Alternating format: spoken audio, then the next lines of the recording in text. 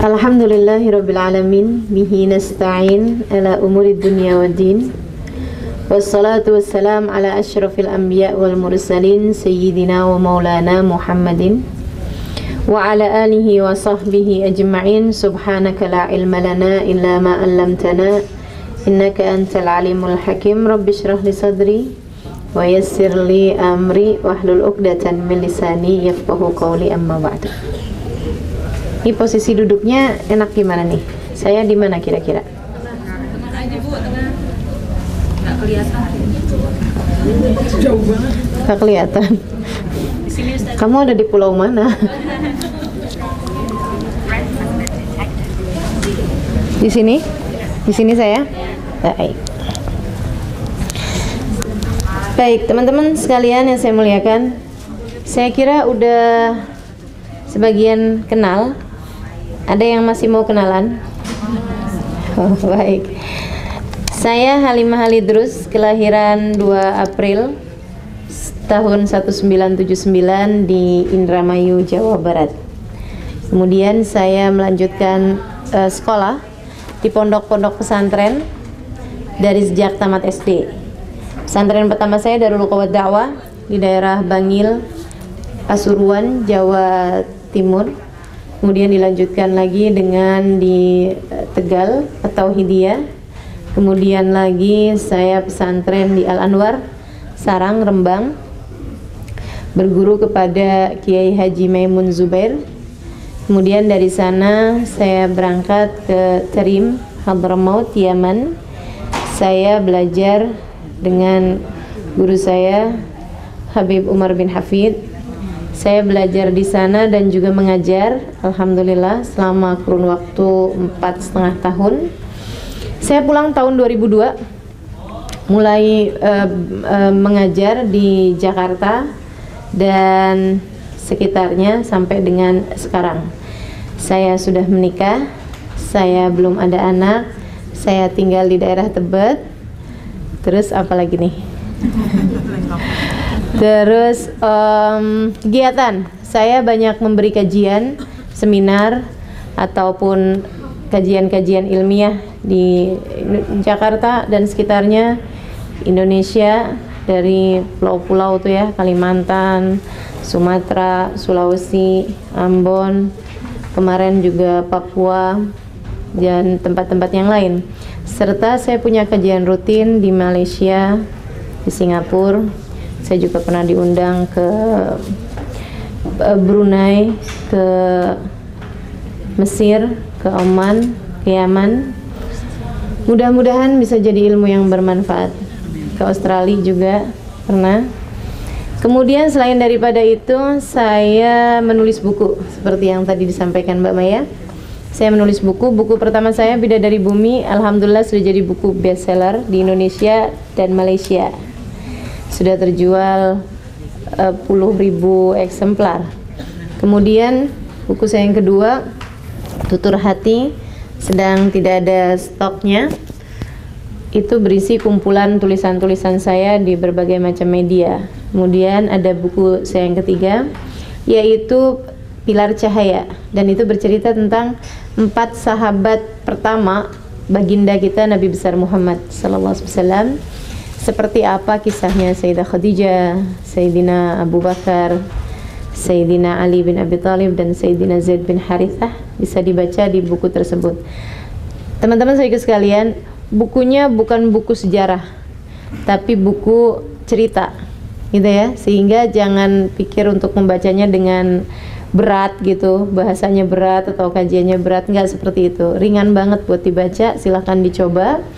Kemudian buku terakhir saya, Muhasabah Cinta, berisi tentang urusan rumah tangga, dari mulai cara memilih pasangan, kalau udah nemu pasangannya bagus apa enggak, diapain tuh ceritanya, diistikharahkan gimana caranya istikharahnya gitu ya, sampai kemudian etikanya kalau pertama kali berjumpa sesudah akad nikah itu ngapain gitu.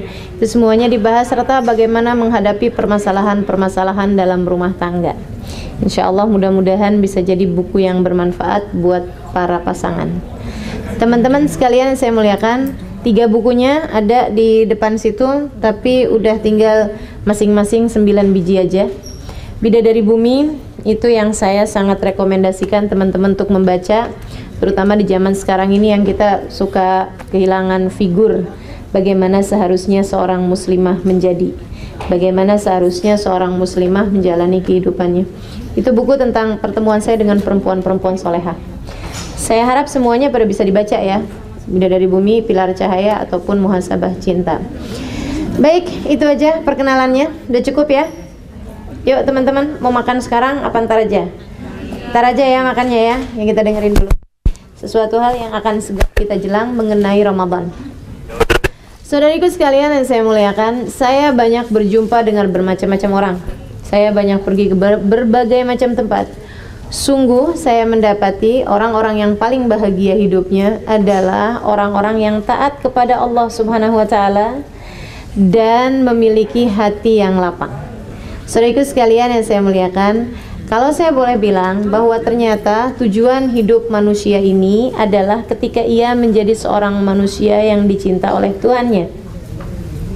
Sekali lagi kusampaikan kepadamu, ternyata orang yang paling bahagia, paling enak hidupnya, dunia, belum ketemu akhirat nih ya, baru dunia aja, adalah orang yang dicinta oleh Allah Subhanahu wa taala, Jalla Jalaluhu wa ta'ala azamatuh.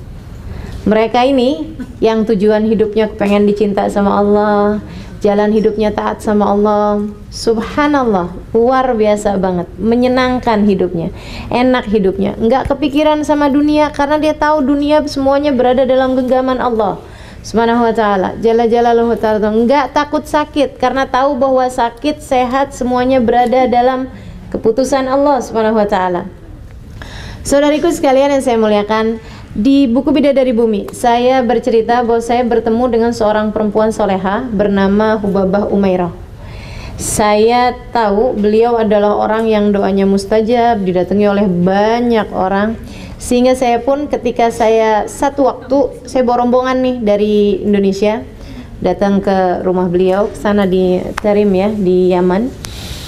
Beliau kemudian saya bilang, Hubabah, ini semuanya udah pada dapat doa, saya sekarang kepengen juga dapat doa dari Hubabah. Beliau tanya saya, kamu mau saya doain apa gitu. Saya bilang, Hubabah doain biar saya cepat punya anak. Itu 9 tahun, 10 tahun yang lalu. Saya sudah menikah waktu itu sekitar 2 tahunan dan belum ada anak. Beliau kemudian tidak seperti layaknya orang ini ya, subhanallah banget. Beliau tuh ketika saya tanya seperti itu, beliau malah jawab kayak begini, menurut kamu anak itu buat apa? Ajaib, saya nggak pernah dapetin pertanyaan seperti itu sebelumnya. Biasanya kita kalau bilang doain biar saya dapat jodoh misalnya, dia akan bilang iya mudah-mudahan kamu cepet datang jodohnya, kan palingan gitu. Kalau kita bilang doain biar saya cepet dapat kerjaan misalnya gitu, orang hanya akan bilang mudah-mudahan kamu segera dapat pekerjaan yang bagus, yang kamu betah, kan gitu ya, yang kamu sukai gitu. Kalau kita bilang doain biar saya cepet dapat anak, biasanya orang hanya akan bilang mudah-mudahan kamu segera dikaruniai. Tapi ini beda lagi nih, ini kekasih-kasih Allah, orang yang tahu tujuan hidup adalah mencari cintanya Allah Subhanahu wa taala. Dia kemudian bilang, menurut kamu pengen punya anak buat apa, Halimah? Saya bilang, biar ada yang doain saya kalau saya meninggal. Nah, ini bagus ya tujuannya ya. Beliau kemudian menjawab seperti ini, memangnya kamu pikir orang-orang yang kamu mengajar selama ini kepada mereka, kalau kamu meninggal dunia nggak akan doain kamu gitu? Ya doain juga sih.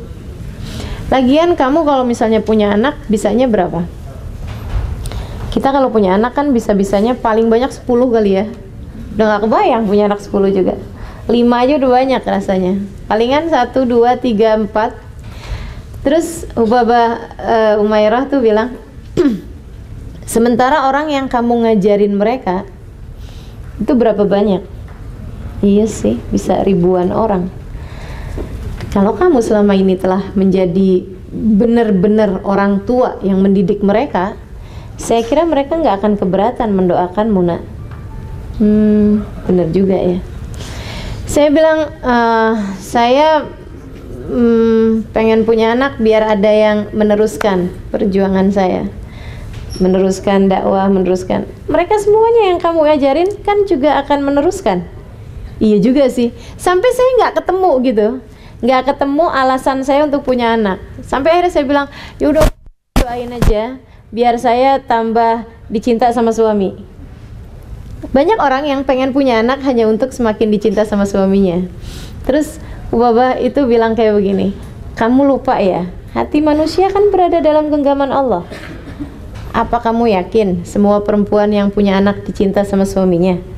Ya enggak juga ya. Apa kamu yakin bahwa semua perempuan yang enggak ada anak kemudian enggak dicinta sama suaminya? Ya enggak juga gitu. Akhirnya beliau kemudian berkata seperti ini, kamu tahu Halimah, saya dari sejak kecil berdoa kepada Allah Subhanahu wa taala. Saya bilang, ya Allah, jika nanti umur saya panjang, kalau saya menikah nanti akan menyibukkan saya darimu, jangan nikahkan saya. Ih, kuat hatinya nih. Doanya kuat bener. Kalau sekiranya saya menikah akan menyibukkan saya darimu, jangan nikahkan saya. Ya Allah, tapi ternyata kata Bapak Umairah, saya kemudian menikah juga. Waktu saya menikah, saya kemudian berganti doa, ya Allah, jika kiranya saya ada anak akan menyibukkan saya darimu, jangan karuniakan saya anak. Dan sampai sekarang saya nggak punya anak, kata beliau.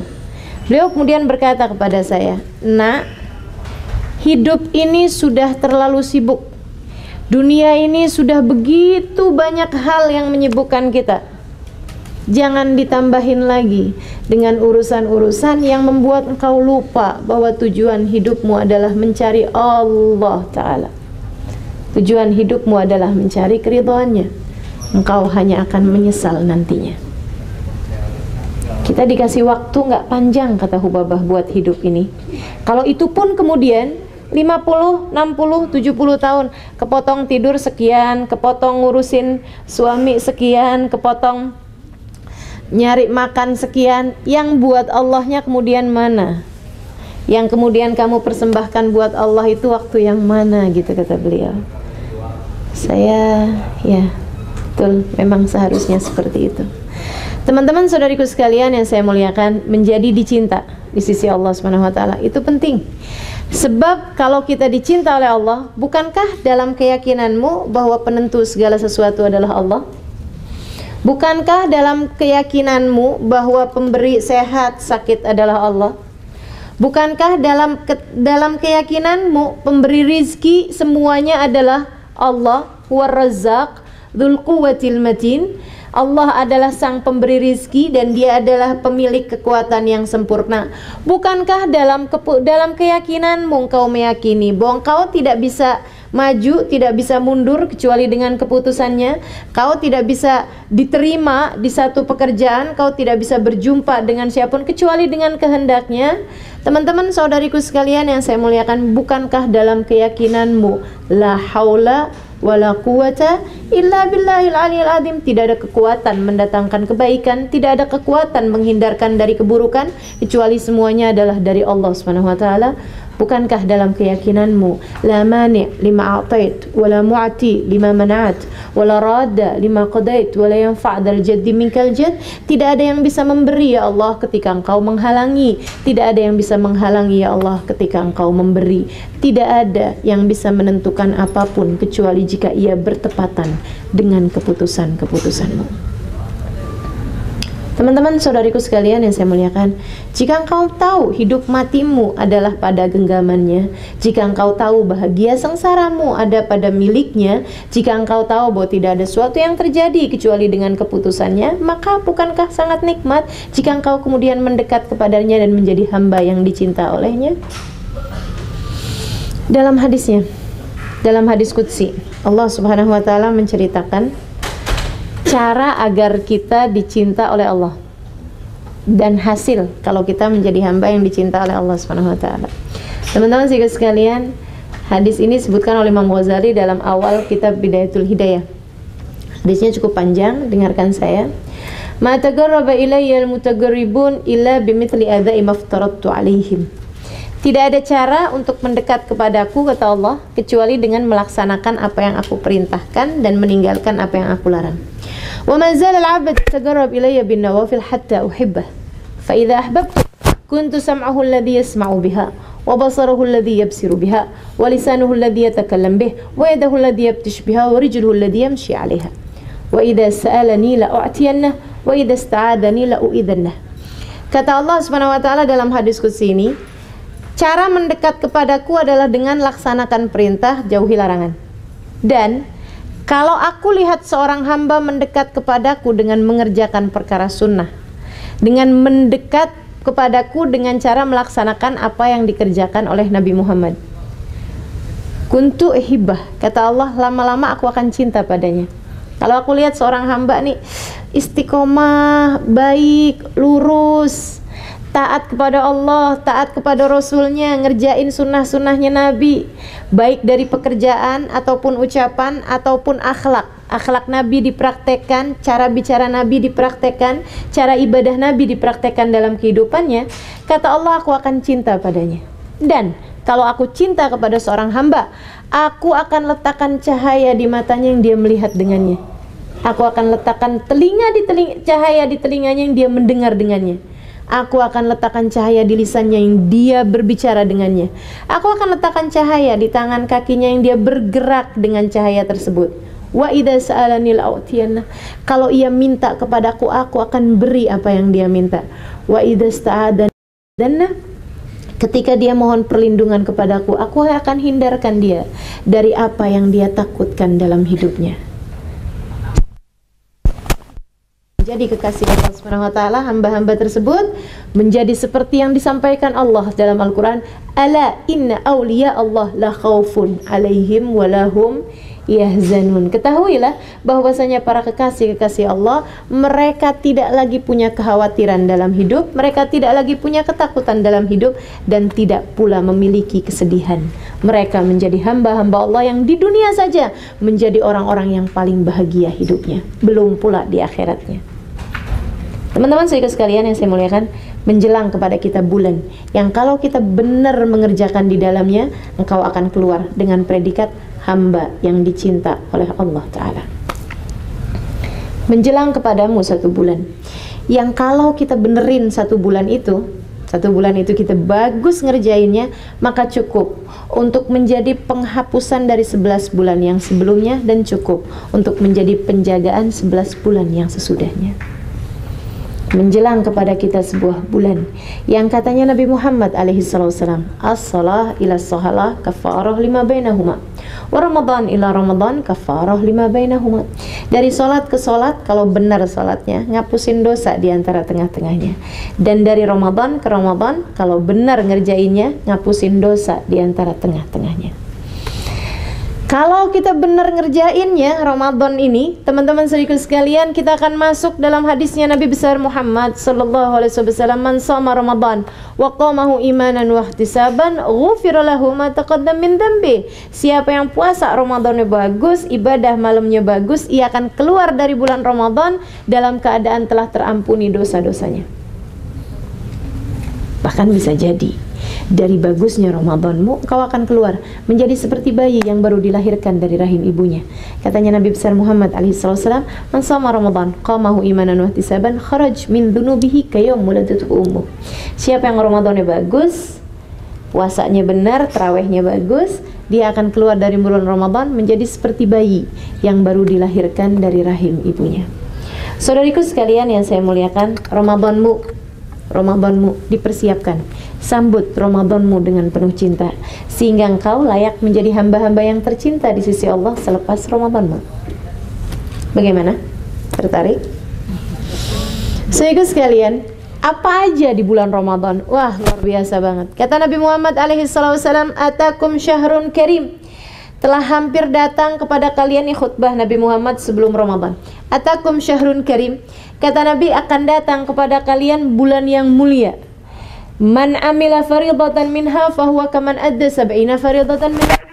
Siapa yang mengerjakan sekali fardu di dalamnya seperti mengerjakan 70 kali lain. Wa nafilatan fahuwa kaman adda faridatan min ghairi. Siapa yang mengerjakan perkara sunnah di bulan tersebut seperti mengerjakan perkara fardu di bulan yang lain. Saudariku sekalian yang saya muliakan, katanya Nabi Muhammad sallallahu alaihi wasallam, syahrun, sebuah bulan Ramadan ini, yang usyur sepersepuluh yang pertama, jadi tanggal 1 sampai dengan tanggal 10, itu isinya adalah rahmatnya Allah Subhanahu wa taala. Yang tanggal 11 sampai dengan tanggal 20-nya, jadi 10 yang kedua, isinya adalah maghfiratullah, ampunan dari Allah Subhanahu wa taala. Yang 21 sampai dengan hari yang terakhir, isinya itqun minan nar, pembebasan dari api neraka. Dari malam pertamanya aja bulan Ramadan ini, dengerin ini hadisnya indah banget. Katanya Nabi Muhammad alaihissalam, "Idza jaa awwalu lailatin min Ramadan, nadharallahu ila ibadihi bi ainir rahmah." Apabila datang malam pertama Ramadan, Allah akan pandang hamba-hambanya dengan pandangan cinta. Malam pertama Ramadan, teman-teman, ternyata lebih seru daripada malam pertama pernikahan. Malam pertama Ramadan, teman-teman, Allah berkenan memandang kita nih yang penuh dosa, penuh aib, penuh cela dengan pandangan cintanya. Siapa kita sampai dipandang dengan pandangan kasih sayangnya? Siapa kita sampai dipandang dengan pandangan cintanya? Tapi malam itu Allah berkenan memandang hamba-hambanya dengan pandangan cinta. Tapi tentu saja yang dilihat dengan pandangan cinta kan bukan yang lagi di depan TV. Yang dilihat dengan pandangan cinta bukan yang lagi ke mall, jalan-jalan di mall. Teman-teman sedikit sekalian yang saya muliakan, yang dilihat dengan pandangan cinta tentu adalah mereka-mereka yang pantas pada saat itu untuk dilihat dengan pandangan cinta. Yang lagi sholat, yang lagi ibadah, yang lagi baca Quran, yang lagi sedekah, yang lagi bakti sama orang tuanya, yang lagi zikir, yang lagi semua deh dari kebaikan-kebaikan.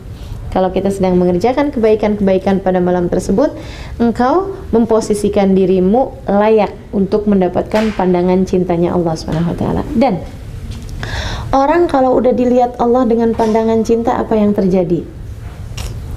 Wa man nadharallahu ilaihi bi ainir rahmah lam yu'adzibhu abada.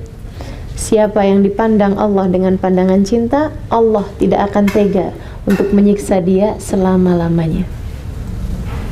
Bukankah engkau memerlukannya? Perlu banget kan kita untuk Allah biarin gak tega gitu ngelihat kita, disengsarain hidup kita, gak dunia gak akhirat, biar Allah gak tega sama kita, biar Allah ngelihat kita kesian. Makanya teman-teman sekalian, saya kalau datang malam pertama Ramadan, wah udah saya bela-belain deh, minum kopi deh gitu, 3 gelas deh, kayaknya seperti itu gitu. Ngantuk-ngantuk dipaksain aja baca Quran, sholat, ibadah. Saya pikir begini nih, semakin tambah saya ngantuk tapi tetap saya paksain baca Quran, kan tambah melas kelihatannya. Tambah ngesianin nih anak. Ya ampun, udah ngantuk-ngantuk gitu masih terus aja dibaca Qurannya, biar Allah pantas untuk pandang saya dengan pandangan kasih sayangnya. Jadi saya udah niat tuh, malam pertama Ramadan saya nggak mau tidur. Selalu saya punya niat seperti itu gitu beberapa tahun terakhir ini. Apakah selalu berhasil? Belum tentu. Tapi seenggaknya sudah niat dan saya udah usaha gitu. Teman-teman sekalian yang saya muliakan, nih malam Ramadan. Malam Ramadan. Indah saudari-saudariku sekalian, memperbaiki hubunganmu dengan Allah Subhanahu wa taala. Bukankah semua waktumu adalah milik Allah? Kalau Allah minta sepanjang tahun buat dia semuanya, kita juga seharusnya memberikannya. Akan tetapi yang dia minta dalam setahun 1 bulan khusus untuk memperbaiki hubunganmu dengan Allah Subhanahu wa taala. Dan baiknya Allah, 1 bulan itu kalau kita benar ngerjainnya, ngapusin dosa 11 bulan sebelumnya. Nikmat bener kan? Bikin kita dicinta oleh Allah Subhanahu wa taala. Bikin kita dapat Lailatul Qadar bahkan. Ada apa dengan Lailatul Qadar? Inna anzalnahu fi Lailatul Qadar. Kata Allah Subhanahu wa taala dalam Al-Qur'an, kami turunkan Al-Qur'an sebagai bentuk pemuliaan setahun sekali, kayak macam acara pelantikan, acara penghormatan sesuatu itu loh, penobatan sesuatu gitu ya. Jadi ada 1 malam dalam setahun itu Allah Subhanahu wa taala turunkan Al-Qur'an ke atas langit bumi sebagai bentuk pemuliaan terhadap langit bumi pada malam Al-Qadar. Ma'adrak Lailatul Qadar. Allah bertanya kemudian kepada Nabi Muhammad, tahukah engkau wahai Muhammad apa itu Lailatul Qadar? Ya Allah, nggak tahu saya apa itu Lailatul Qadar. Lailatul Qadri khairun min alfi syahr. Lailatul Qadar itu lebih baik daripada 1000 bulan. Teman-teman sekalian, sudah datang 1000 bulan itu berapa? 83 tahun lebih. Umur kita setiap tahun terjadinya. Nah, kalau kita dapat dalam waktu setiap setahun kita dapat selama 10 tahun, apa enggak 830 tahun kita nilai ibadahnya. Dan itu kan kalau kita punya nilai ibadah 830 tahun, yang kita kalau mau hitung-hitungan begitu ya. Ini kan kalau ada dosa-dosanya yang terjadi dalam kehidupan kita, insya Allah nih 130 tahun kehidupan kita tersebut. Saudara sekalian, Lailatul Qadri khairun min alfi syahr. Lailatul Qadar itu lebih baik. Apa maksudnya? Maksudnya gini nih. Kalau kamu nepatin Lailatul Qadar pas lagi sholat dari jam 8 sampai jam 9 tarawih, seperti mengerjakan sholat setiap jam 8 sampai jam 9 selama 80 tahun lebih gitu. Jadi beli tanda gitu langsung. Kalau malam tersebut kamu sedang bersedekah pas Lailatul Qadar, kamu seperti bersedekah setiap malam. Misalnya sedekahnya 100.000 gitu ya, seperti bersedekah 100.000 setiap selama 83 tahun. Bahkan khair, lebih baik daripada itu. Teman-teman sekalian yang saya muliakan, tapi hati-hati juga, karena para ulama mengatakan semua waktu yang amal ibadah dilipat ganda, kalau bikin dosa juga dilipat ganda. Jadi kalau malam Lailatul Qadar kamu lagi nonton bioskop, jangan salahin siapa-siapa. Kalau kemudian pas ngelihat buku catatan amal, ada nonton bioskop setiap malam selama 83 tahun. Kalau lagi gosip, ya Allah. Kalian maka Lailatul Qadar khairun min alfi syahr. Itu aja. Alul malaikat warruhu fiha biidzni rabbihim min kulli amrin salamun hiya matla'il fajr. Kata Allah Subhanahu wa taala, tanazzalul malaika. Teman-teman saudaraku sekalian, saya belajar bahasa Arab lama. Dari sejak umur saya 12 tahun sampai dengan umur saya 24 tahun, sampai dengan umur saya 23 tahun. Teman-teman saudaraku sekalian yang saya muliakan, itu ya, saya ngerti persis bahasa Arab bedanya antara tanzil, tunazil sama tanazzalul malaika. Kalau tanzil turun satu sekali, kalau tunazil turun satu tapi bolak-balik berulang-ulang. Kalau tanazzalul malaika itu turun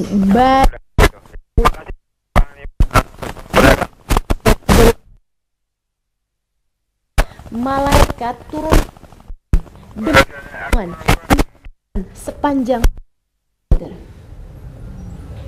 Kebayang teman-teman saudaraku sekalian, turun nih malaikat, jumlahnya berapa?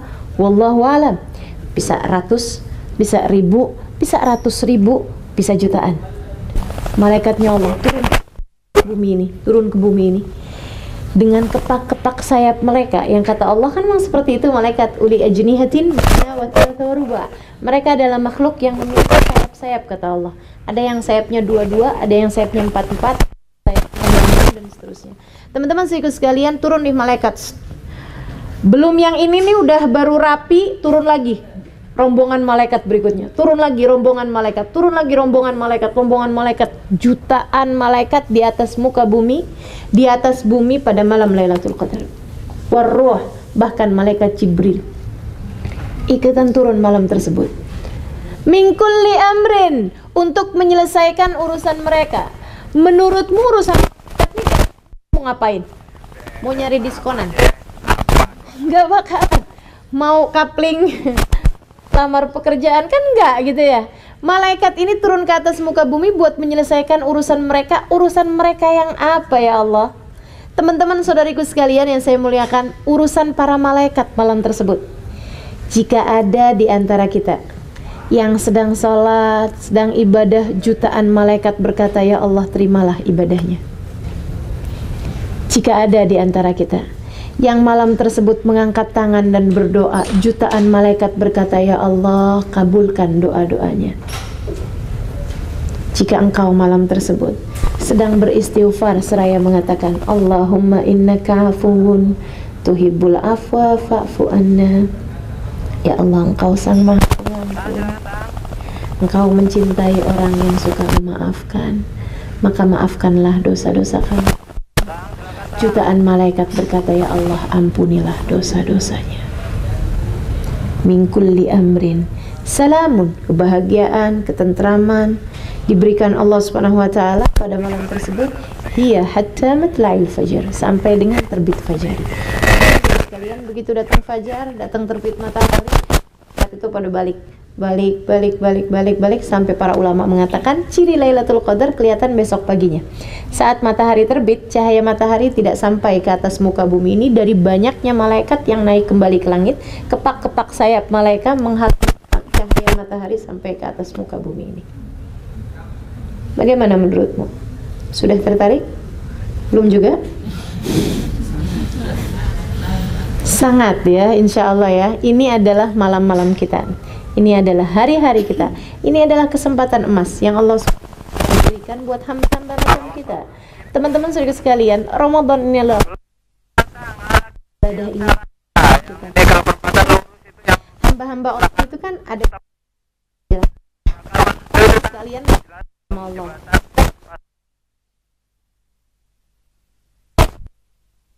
Mereka mah puasa kagak, taraweh enggak, sholat berjamaah enggak gitu, kayak enggak Islam walaupun KTP-nya Islam. Nah buat mereka mah Ramadan enggak ada bedanya, kan gitu ya. Ada lagi di ujung sebelah sana, mereka Ramadan juga enggak ada bedanya, sama-sama ibadahnya.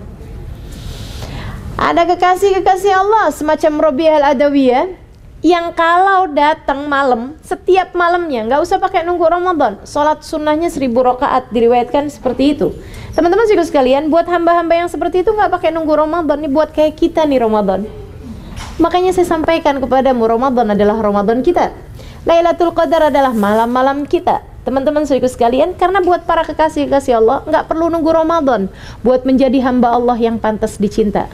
Mereka nggak perlu nunggu Ramadan, nggak perlu nunggu malam pertama Ramadan untuk membuat mereka layak dipandang dengan pandangan cinta. Tapi buat orang macam saya, macam dirimu, yang ibadah sih tapi maksiat iya juga, baca Quran sih tapi ngomongin orang iya juga, kan begitu? Iya nggak? Baca Quran nggak yang ada di sini? Baca Quran kan kita kan? Baca Quran sekali-sekali, ngomongin orang juga sekali-sekali. Kita baca sholawat sekali-sekali. Teman-teman saudaraku sekalian yang saya muliakan, sholat sih, tapi ya gitu deh. Saudariku sekalian, sholatnya juga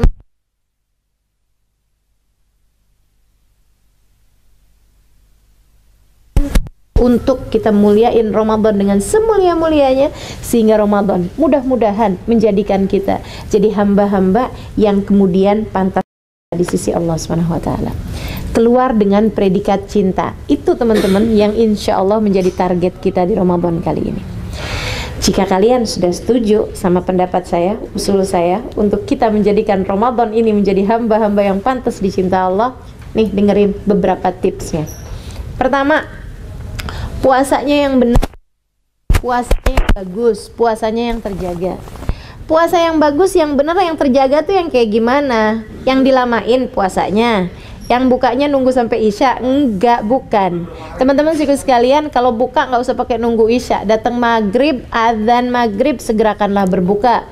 Sebab diriwayatkan Nabi Muhammad senantiasa berbuka terlebih dahulu sebelum mengerjakan sholat maghrib. Berarti kan Nabi bukanya kan diawalkan gitu ya, maksudnya sebelum sholat.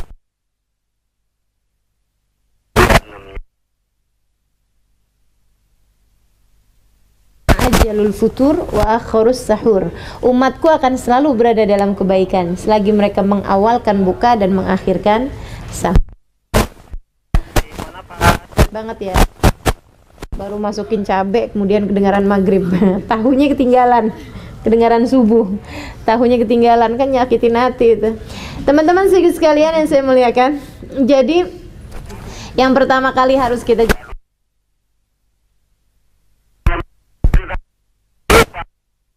jangan sampai diri dari makan, minum, dan berhubungan intim bagi yang sudah menikah saja. Bukan hanya itu aja.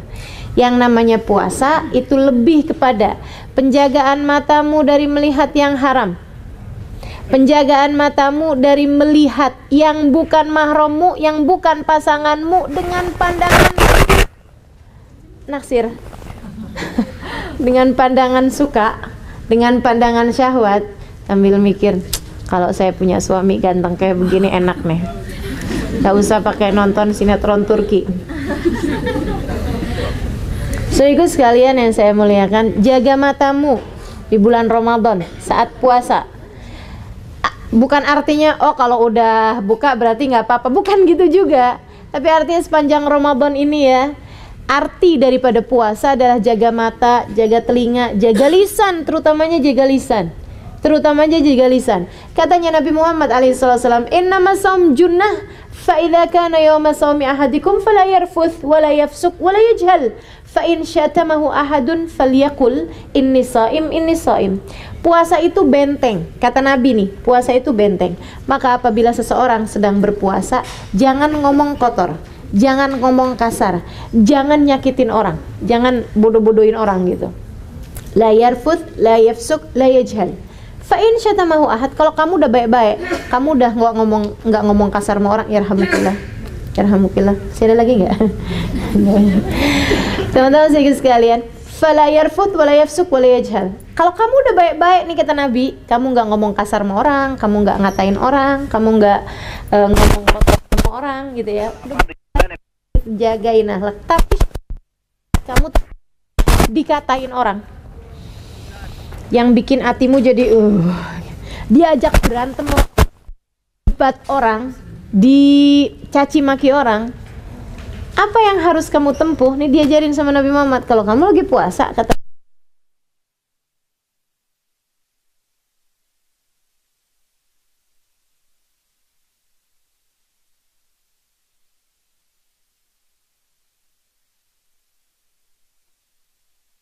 kita berantem juga adalah orang Islam, sampaikan kepada dia, kita kan lagi puasa, ini kan bulan Ramadan, udah saya nggak mau kayak gitu. Jangan gini juga jawabnya, jangan gini juga. Jadi kamu ngajak berantem nih, oke habis maghrib ya. Saya tunggu di perempatan. Teman-teman sekalian, saya muliakan. Jadi seperti itu, yang namanya puasa adalah penjagaan dirimu, penjagaan mata, jaga telinga, jaga lisan. Saudariku sekalian yang saya muliakan, dalam hadis yang lain, Nabi Muhammad SAW mengatakan, dan ini saya setiap kali baca hadis ini atau saya dengar hadis ini, rasa-rasanya ya Allah saya gak kepengen punya puasa yang kayak begitu. Kata Nabi Muhammad, "Man lam yada' siyamuhu an qawli zur wal amal bih falaysa lillahi hajah fi an yada' ta'amahu wa syarabah." Siapa yang puasa tidak membuat dia meninggalkan ucapan kasar, ya, puasa tidak membuat dia mengucapkan kalimat kasar ataupun kalimat keji, ataupun berbuat perbuatan yang seperti itu, perbuatan yang keji ataupun perbuatan yang menyakiti orang, falaisa lillahi hajah fi an yada' ta'amahu wa syarabah, maka Allah nggak perlu sama puasa dia yang meninggalkan makan dan minumnya. Teman-teman sekalian, jadi orang kalau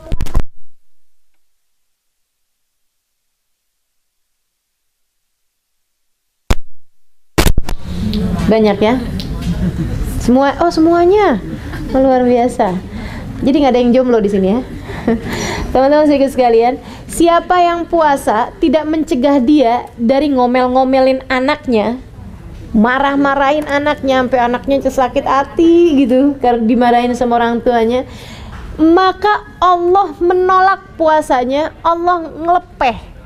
Tau ngelepeh nggak? Nggak demen gitu.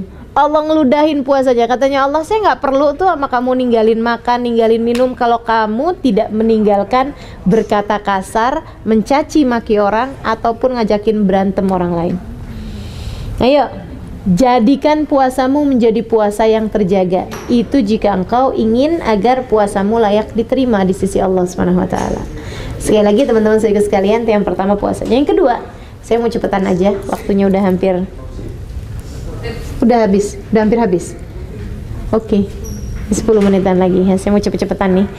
Aduh, udah siap-siap ngos-ngosan gitu ya. Jadi itu yang pertama, puasanya dijaga. Yang kedua, teman-teman sekalian, terawih. Terawihnya jangan ditinggal. Saudariku sekalian yang saya muliakan, ini yang namanya qiyamul lail, ibadah malam di waktu malam. Yang dimaksudkan dengan itu adalah sholat terawih. Terserah mau berapa rakaat, Akan tetapi sebaiknya sih memang bilangan yang paling afdolnya seperti 20 rakaat gitu kan ya.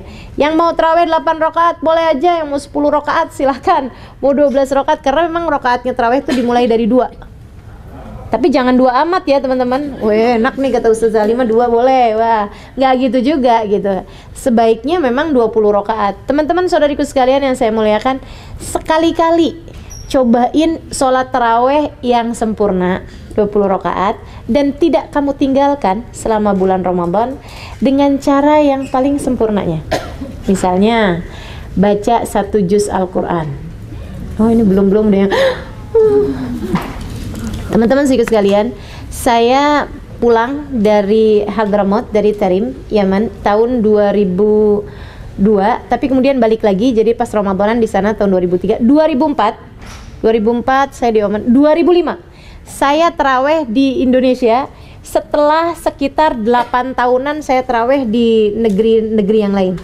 Teman-teman sekalian, jujur, asli beneran, saya nggak lagi sesumbar, saya nggak lagi ngomong gimana gitu. Waktu hari pertama saya taraweh ikutan di sebuah masjid di Indonesia ini ya, di Jakarta ini, habis selesai 20 rakaat, saya kemudian ngerasa kayak begini, ini taraweh nih, ini taraweh nih, serius nih, udahan nih gitu nih tarawehnya. Teman-teman sekalian, saya 6 tahun di Hadramaut ikutan tarawehnya. Guru saya mengimami taraweh, guru kami mengimami taraweh 20 rakaat dengan membaca 2 juz Al-Quran. Kemudian sholat witirnya 11 rakaat. 8 rakaatnya membaca 1 juz Al-Quran. Jadi setiap malam kita baca 3 juz Al-Quran dalam sholatnya doang. Teman-teman sekalian, saya pergi ke Oman, diundang untuk memberikan kajian di Oman di tahun 2004 ya tadi saya bilang. Teman-teman sekalian yang saya muliakan, saya ikutan taraweh di sana. Bukan saya yang ngimamin, ada seorang perempuan solehah di sana yang mengimami. Itu beliau membacanya rakaat pertama surat Waqiah. Gitu. Rakaat kedua entar surat Tabarok, Al-Muluk. Entar rakaat, ya ampun, saya tuh ngelihatnya sampai ini kapan kelarnya ya? Kapan selesainya nih sholat? Lamanya luar biasa sholatnya. Saudaraku sekalian, 3 jam lebih waktu itu sholat tarawehnya itu.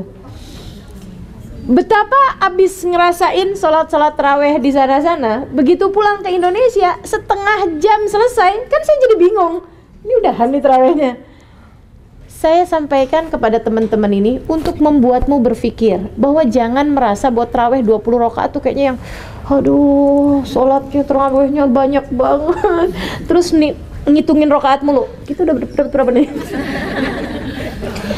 Atau ada yang kayak begini nih. Sholat taraweh tuh paling enak di masjid yang sana tuh. Kenapa? Cepat. Saya ceritain urusan sholat taraweh 3 jam itu, teman-teman saudariku sekalian, 3 juz Al-Quran itu untuk membuatmu berpikir. Jangan kemudian saya udahan kok 10 hari taraweh, kayaknya kalau libur hari ini nggak apa-apa, udah banyak ibadah saya. Teman-teman saudariku sekalian, asli nggak ada apa-apanya. Saya pernah merasa abis yang taraweh yang hari pertama tuh saya di Oman, hari itu saya baru datang dari Indonesia, lelah luar biasa. Kemudian sekali tarawehnya itu 3 jam lebih, saya ngerasanya hari itu sesudah saya selesaikan taraweh 3 jam lebih itu, saya ngerasa ujub gitu. Wih, saya ini luar biasa ya, hari ini baru habis capek gitu, tapi kemudian berhasil juga akhirnya saya ikutan taraweh 3 jam ini gitu kan. Teman-teman sekalian, perempuan solehah di samping saya namanya Hubabah Bahiyah, itu ada juga di buku Bidadari Bumi, selain daripada Hubabah Umairah yang tadi saya sampaikan di awal. Itu beliau kemudian bilang sama saya, kenapa? Kira-kira surganya yang mana ya? Emang apa Hubabah? Saya udah merasa kayaknya udah Firdaus yang paling tinggi nih masalahnya. Karena baru abis ngerjain ibadah panjangnya luar biasa gitu. Beliau malah ngomongnya kayak begitu kan. Saya bilang, emang kenapa Hubabah? Beliau kemudian cerita, dia bilang, kamu tahu nak, Habib Ali Habsyi, penulis Maulid Simtud Duror, penulis beberapa banyak kitab, termasuk Nafahat Ramadhaniyah atau yang lain-lainnya juga. Beliau kemudian bilang begini, itu Habib Ali Habsyi dulu setiap kali datang bulan Ramadan mengimami jamaah Sewun, daerah beliau, dengan membaca 10 juz Al-Quran. Saya rasanya kubrak. Itu berapa lama Bapak salatnya? Dari awal Isya, dari jam-jam 8 gitu sampai menjelang sahur. Saya bayangin kalau beliau ngadainnya di Indonesia, Jakarta deh, kagak ada makmumnya pasti. Baru rokaat pertama, rokaat kedua aja. Itu kan berarti rokaat pertama keduanya kan 1 juz ya. 1 juz ya. Makmumnya yang asalnya penuh, begitu salam tinggal 1 orang. Habis itu nanya, yang lain pada kemana? Habis sholatnya lama, jadi pada bubar atu-atu, pilih di masjid yang lain. Nah kamu kok alhamdulillah bagus bener masih tinggal di sini. Saya mau matiin lampu. Marbot masjid ternyata. Teman-teman saudara sekalian yang saya muliakan, seperti itu loh kekasih-kekasih Allah yang asli nih, nggak saya tambahin. Tahun-tahun belakangan ini, tiap datang bulan Ramadan, kalau pas saya lagi baca Quran, kalau pas saya lagi sholat, kalau pas saya lagi apapun, saya tuh doanya gini nih sama Allah, ya Allah, jangan lihat sholat saya apa ya Allah, tapi lihatlah bahwa saya sholat di jam yang sama, di waktu yang sama dengan para kekasih-kekasihmu, sempilkan saya bersama dengan mereka. Karena saya ngerasa kok kayaknya nggak pantas banget ya ibadahnya satu orang ini dibandingkan dengan kekasih-kekasihnya yang lain-lain. Buat yang pernah ngalamin Ramadanan di Masjidil Haram atau Masjid Nabawi, pernah umroh di jam-jam barengan Ramadan nih, tahu apa yang saya omongin. Mereka bacanya 1 juz Al-Quran padahal. Teman-teman saudaraku sekalian, tapi kan luar biasa banget gitu, panjang juga salatnya. Jadi itu ya, tarawehnya ya. Saudaraku sekalian, pertama puasanya dijaga, yang kedua kemudian taraweh, yang ketiga banyakin baca Al-Quran. Saya sarankan kepadamu untuk jangan melewatkan 1 Ramadan kecuali dengan menghatamkan Al-Quran. Bagus-bagus kalau bisa 3 kali hataman, yang artinya seharinya kamu membaca 3 juz Al-Quran. Cuma 3 juz Al-Quran. Saudariku sekalian yang saya muliakan, atau misalnya berapa kayak gitu, seenggaknya pokoknya harus ada minimal 1 hataman Quran. Yang kemarin udah dapat 1 hataman Quran Ramadan tahun lalu, tahun ini 2 gitu. Yang kemarin udah 2, tahun ini 3 gitu. Tuh ya. Tapi kayaknya model-model mukanya nih agak Ustazah, saya setiap hari selama Ramadan dapat 2 juz Al-Quran. Bukan, juz mangga, juz alpukat. Ya Allah. Insya Allah mudah-mudahan ya. Syahrul Ramadan alladzi unzila fihil Quran hudal linnas wa bayyinatin minal huda wal furqan. Teman-teman sekalian, saya berjumpa dengan ada seorang kekasih Allah namanya Umar bin Ali Al-Haddar di kota Inat di negeri sana itu, di Yaman. Beliau, istrinya, anak-anaknya menceritakan setiap hari dari sejak zaman muda sampai sekarang berumur sudah hampir 70-an tahun tidak pernah melewatkan 1 hari kecuali membaca, ibadah beliau membaca 1 hataman Quran setiap hari dari sejak zaman muda, nggak pakai nunggu Ramadan, seharinya membaca 1 hataman Quran 30 juz seharinya. Saudariku sekalian yang saya muliakan, saya pernah berjumpa orang, jadi saya ceritakan yang gede-gede kepadamu untuk membuatmu jadi, maksudnya ibadah yang kecil ini jangan ditinggalin gitu. Yang saya sampaikan tadi 2 juz Al-Quran setiap hari, 3 juz Al-Quran setiap hari, jadi ringan bagimu. Teman-teman sekalian yang saya muliakan, saya punya teman-teman tiap Ramadan tuh tiap 3 hari hatam Quran. Ada banyak di Jakarta sini, banyak teman-teman sekalian, banyak. Aku sampaikan padamu banyak. Jadi jangan kemudian ngerasa, kagak temen saya begitu kok modelnya, berarti kita juga sama-sama aja. Enggak gitu. Banyak banget hamba-hambanya Allah hidup mereka dengan Al-Quran sepanjang bulan suci Ramadan. So, itu sekalian meniatin dari sejak sekarang, saya mau hataman Quran 2 kali hataman Quran insya Allah. Saya mau 1 kali hataman Quran, saya mau 3 kali hataman Quran, terserah masing-masing, liatin sendiri-sendiri dirinya. Itu yang ketiga. Kemudian yang keempat, so, sekalian banyakin sedekah bulan Ramadan. Ya, banyakin sedekah, dan sedekahmu rutin meskipun sedikit lebih baik daripada sekali sedekah banyak tapi selama Ramadan. Artinya bahwa lebih baik sedikit. Kenapa? Karena kita nggak pernah tahu mana waktu-waktu yang Allah Subhanahu Wa Taala sedang mengguyurkan hujan rahmatnya yang paling deras. Kita tidak pernah tahu. Maka sama bulan Ramadan banyak ini, pokoknya setiap hari sedekah, walaupun 10.000 gitu ya, walaupun bilangan yang kita mampu gitu maksudnya. Itu teman-teman sekalian. Terutamanya nikmatnya sedekah di bulan Ramadan adalah memberi bukaan puasa kepada yang berpuasa tentu saja. Nabi Muhammad mengatakan man aftar shaiman falahu mithlu ajri la yanqus min dzalika syai'a. Siapa yang memberi bukaan puasa bagi yang berpuasa, maka dia mendapatkan pahala yang sama dari orang yang berpuasa tersebut, tidak berkurang sedikit pun juga. Pahala dia ada dalam catatan amal ibadah kita. Gitu ya. Itu jadi puasanya, kemudian tarawehnya, kemudian bacaan Qur'annya, kemudian sedekahnya, kemudian yang terakhir adalah zikirnya. Saudariku sekalian yang saya muliakan, zikirnya. Zikir apa yang paling bagus diperbanyak di bulan Ramadan? Yang diajarkan baginda kita Nabi besar Muhammad alaihi wasallam. Khaslatan, kata Nabi Muhammad alaihi wasallam, ada dua hal yang kalian seharusnya perbanyak di sepanjang bulan Ramadan. Antas alul jannah wa tu'id minan nar, antashhad an la ilaha illallah, kamu bersaksi bahwa tidak ada Tuhan kecuali Allah, wa antastaghfiruna, kalian minta ampun kepada Allah Subhanahu wa taala, wa tas'alukal jannah, kalian minta surga, sama kalian mohon perlindungan dari api neraka. Ya udah disusun tuh sama para ulama, biasanya jadi zikiran yang memang kita banyak dengarnya di bulan Ramadan. Asyhadu an la ilaha illallah, syahadat. Astaghfirullah, istighfar. Nas'alukal jannata wa na'udzubika minan nar, minta surga, mohon perlindungan dari api neraka. Sama ada lagi satu zikiran yang mana diriwayatkan dari Sayyidah Aisyah. Beliau bertanya, ya Rasulullah, lau adraktu lailatul qadar mada aqra? Wahai Rasul, jika saya tahu ini malam Lailatul Qadar, apa yang mesti saya baca? Nabi kemudian mengatakan, iqra'i, bacalah Allahumma innaka afun tuhibbul afwa fa'fu anni, gitu ya. Jadi itu zikiran itu yang diperbanyak baca di hari-hari kita selama bulan Ramadan.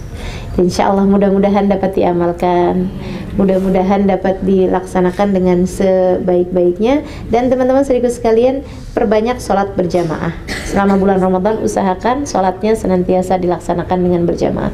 Nggak harus di masjid berdua, bertiga gitu ya. Saya tadi liatin teman-teman lagi sholatnya bareng-barengan sih, tapi sendiri-sendiri. Maksudnya nggak berjamaah gitu. Sayang banget tuh. Jangan lewatkan sholat.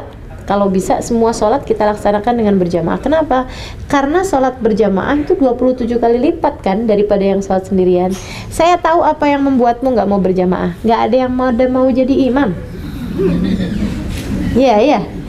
Saudara sekalian, saya bilangin ya, yang sholatnya sah sendiri, sah juga jadi imam. Jadi jika engkau merasa, saya emang nggak pantas jadi imam. Kenapa? Nggak ada yang namanya imam nanggung sholatnya makmum, nggak ada. Kalau kayak gitu pasti orang nggak ada yang mau jadi imam. Nggak ada tuh ceritanya seperti itu. Jadi orang kalau sholatnya sah sendiri, dia juga sah buat jadi imam. Nah udah, gampang-gampangannya gini deh. Kalau ada yang lebih pinter di antara kita ilmu agamanya, jadiin dia imam. Sama semuanya secara ilmu agamanya, cari yang paling tua. Cari yang paling tua dari sisi umur, gitu aja, udah enak kan, gampang gitu. Jadi kalau misalnya kamu aja yang jadi imam, kamu umurnya berapa, gitu aja. Nanyain yang umurnya ini kan, yang umurnya tuaan dia yang jadi imam. Bikin sholatnya jadi 27 kali lipat, dan sholatnya insya Allah diterima Allah Subhanahu wa taala. Rabbana zalamna anfusana wa illam taghfir lana wa tarhamna lanakunanna minal khasirin. Rabbana atina fid dunya hasanah wa fil akhirati hasanah wa qina adzabannar. Da'wahum fiha subhanakallahumma wa tahiyyatuhum fiha salam. Akhiru da'wana anil hamdulillahi rabbil alamin. Fatiha biniyatin naf'a wal intifa' wal mudzakarah wat tadhkir ibtigha' mardatih wa qurbih wa thawabi wa husnil khatimah wa ila hadratin nabi al-Fatihah.